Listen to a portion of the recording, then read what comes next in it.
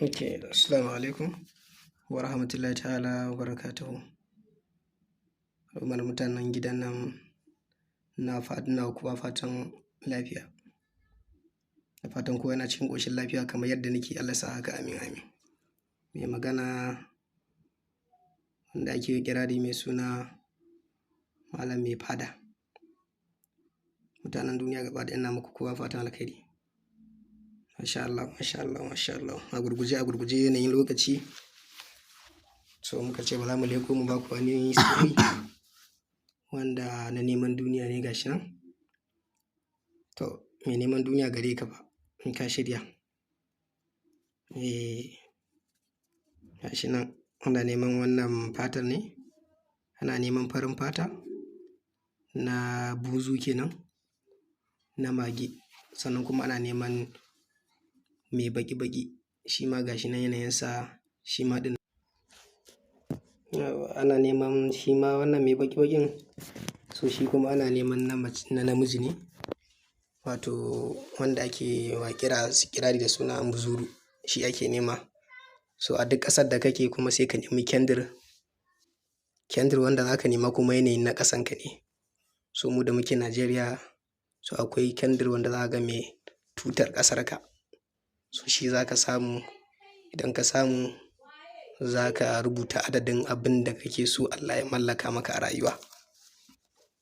In naira ne sai ka rubuta, in dala ne sai ka rubuta. Amma ka tabbatar wajen rubutun ka tabbatar da abin da za ka rubuta da yaƙini. Dan shi sirri da kake gani, kana buƙatar in kana yin wani abu ka ji shiru, to in kana da matsala a jiki fa kar ka tuntuɓe mu ka ce kaza kaza. So mu muna ba da abu ne wanda ɗauki ka yi ne kawai, in ka yi hakan yake.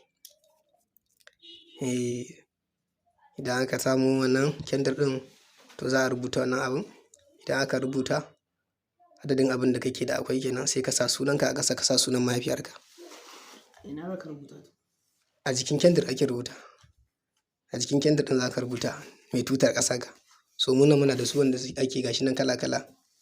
Za ka gani kowace ƙasa akwai kendir da za ka gani irinsa. Shi dama na aiki ne. Haka ake samunsa.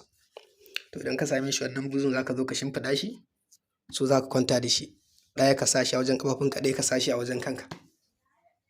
Haka za ka kwana. To amma so ake yanda za ka kwana kar lokacin da za ka kwanta. So in ka kwanta ba za ka tashi ba har sai gari ya waye. Idan gari ya waye, wannan buzun za ka zo ka ɗauka ka shafa masa turaren Nurul Muhammadu, ko Wardu Gunawus, ko kuma wancan turare wanda ake kiransa da suna Du'a'us Saifu. Yawwa, shi ma wannan zai yi ƙwarai da aniya. To aka same shi kenan sai ka shafa wannan buzun, so sai ka je ka kai bakin iyakar ƙasa. Iyakar ƙasa da ƙasa a nan za ka je ka binne wannan abin kai niyya. Idan ka binne shi, shi kenan sai ka dawo. Dama ka samu abin yankanka guda 12, amma agwagwa ake so farare guda 12 za ka yi niyya sai ka yanka su. To lokaci da ake son a yanka su, kana yanka wannan yana mutuwa ka yanka wannan, kana yanka wannan yana mutuwa ka yanka wannan, haka za ka yanka su lokaci ɗaya.